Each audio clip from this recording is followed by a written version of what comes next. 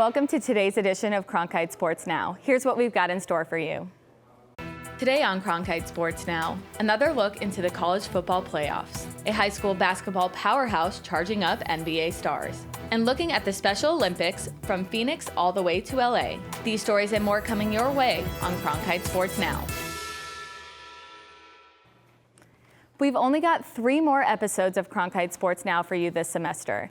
I'm Claudia Faust. Now curl up on your couch or at work with that last bowl of turkey soup or Thanksgiving leftovers, and I'll get you through today's Arizona sports news. The 7-5 Sun Devils will find out early next week which bowl game they're headed to. But we know it won't be the Peach Bowl or the Fiesta Bowl.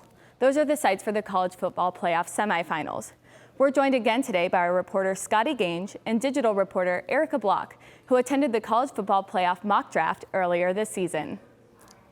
So 3 of the top 4 college football playoff spots are pretty much set in stone, but it's time to look forward. We're going to be your fortune tellers here with Erica, our in-studio expert. 3 of the top 4, as I said, are set in stone. But there's one spot we're going to say Georgia loses to LSU, and with that, it could be Utah or Oklahoma finding themselves in. So let's start with the Utes. They got a game against Oregon. In terms of the college football playoff, what are they looking for Utah this weekend, and how can they get themselves in? Right. Well, Utah really moves the ball so well, and their defense is one of their biggest strengths. So this coming Friday, they'll really want to crush Oregon and not just win by a little bit to secure that 4th spot. Yeah, Utah is a fantastic team. They've got the resume for it, the top 3 defense in the country. Zach Moss is the best running back ever in the history of the school. But when you think about offense, you think about the Oklahoma Sooners, led by guys like Jalen Hurts. But their defense isn't so much. Playing against Baylor this weekend, what can they do to get themselves over Utah and into the college football playoff? Oklahoma's defense is really going to have to prove themselves. It's been a kind of a weak spot for them, so I think to convince the committee that they're worthy of playoff contention, they're really going to have a strong defensive showing. We are going to change things up here, and who they're playing is Baylor. Now, Baylor has a faraway chance, but they still have a chance. What can they do to jump 2 spots and get to the 4 seed? It'll be interesting because it's kind of like a rematch from a game earlier this season where they blew a 28-3 lead. So while they did blow that big lead, they showed that they can be competitive. Right, and it was against Oklahoma, the team that they're going to play again in the rematch. So really looking forward to that. But of course, it's important to know that if Georgia beats LSU, then all of this means nothing. Yeah, if Georgia wins, everything we just said is moot. Well, looking forward to a fun weekend of college football. Again, the official playoff rankings come out this Sunday at 10 a.m. Arizona time. Claudia, let's hear what's next. After losing 2 games back-to-back, the Arizona Cardinals are looking to make a bit of a comeback against the Steelers at home on Sunday. And when it comes to players' improvement, they turn to film, their teammates, and their coaches. But who does a coach turn to when it comes to improving themselves? Yeah, I mean, this isn't my first year to call plays. Obviously, I've called plays for, I think, 10, 11 years now, and I've always self-evaluated, and then we use self-scout and go from there. Kickoff against the Steelers is at 2:25 at State Farm Stadium on Sunday. The Arizona Coyotes snapped their 2-game losing streak after defeating the Columbus Blue Jackets 4-2. This was their first game of a 4-game road trip. So what makes the Coyotes so good on the road? We don't really know. We're pretty good on the road. I think we simplify our game maybe a little bit, and maybe that's the reason, but it's positive we won. It's a good road game coming out here, and we have a really good road record. We hung in there, but I don't think it was our best game. The Yotes currently have a record of 9-3-3 on the road, and they hope to improve that record as they face the Philadelphia Flyers tomorrow at 5. Now, on the court, Hillcrest Prep has a history of turning young players into NBA-ready talent. Cronkite reporter Yodi Wolde-Gabriel caught up with some of the changes the basketball team has made for this season. Hillcrest Prep has been a basketball powerhouse since it was founded in 2012. Located in Phoenix, they recruit top high school players from all around the country. Marvin Bagley and DeAndre Ayton both attended Hillcrest Prep during their high school careers. Ayton won a national championship at Hillcrest during his senior season before heading off to the University of Arizona. Since earning a national championship during the 2016-17 season, Hillcrest Prep has added former NBA player Mike Bibby as head coach, and with new beginnings, new challenges await. Mike Bibby, who played 14 years in the NBA, joined Hillcrest's coaching staff this year after his successful tenure at Shadow Mountain, leading the Matadors to 5 state championships. he's a professional, and he was a professional, still is a professional, and he knows how to carry himself, and he's trying to teach us down to us, and he says and gets ready for college, so it's real good having him as a coach because he's been there, done that. The school's current roster is among the most talented in the nation, including class of 2020 North Carolina commit Puff Johnson and 4-star recruit Dalen Terry.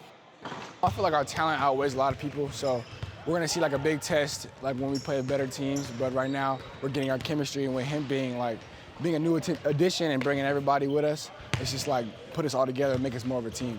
Hillcrest's elite coaching staff and players has helped put them on the map and become a popular attraction for rising young players.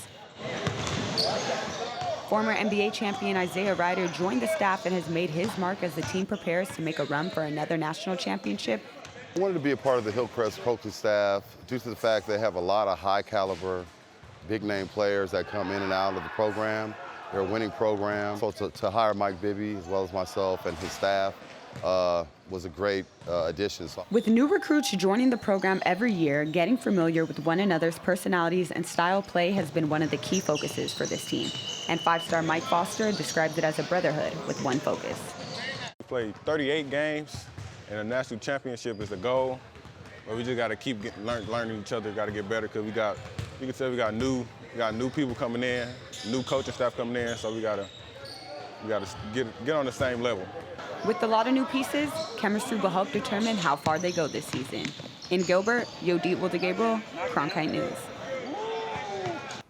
Speaking of DeAndre Ayton and the Suns, after snapping a 3-game losing streak by just 5 points against the Hornets, the Suns continue their 4-game road trip tonight against the Orlando Magic.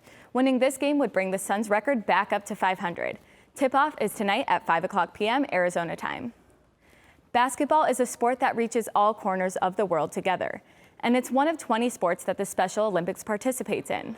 Last month, Southern California celebrated the 50th anniversary of the Special Olympics by kicking off their fall games. Cronkite News multimedia journalist Scott Rowe from our LA bureau was in Fountain Valley, California to showcase the impact of the Special Olympics. I've been with Special Olympics for 15 years. My son, who's 29, has been in there for the 15 years as well. He's completely reliant on Special Olympics. This is his main source of getting out in the world. And Special Olympics has really helped him learn to communicate and play well with others. Being unified with other athletes other than the team athletes. And I think that just adds excitement and fun to the Special Olympics. Athletes who just play in their individual sports. I find that a lot of these athletes, when they're with one classification of people, maybe more on the special side versus being with, the average, person, they'll actually become a little bit higher functioning when, you integrate.